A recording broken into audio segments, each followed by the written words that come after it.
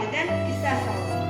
Həmin gün 131 nəfər öldürülüb, 740 nəfər yaralanıb, 400 nəfər qanunsuz olaraq həbs edilib, 4 nəfər isə itkin düşmüşdür.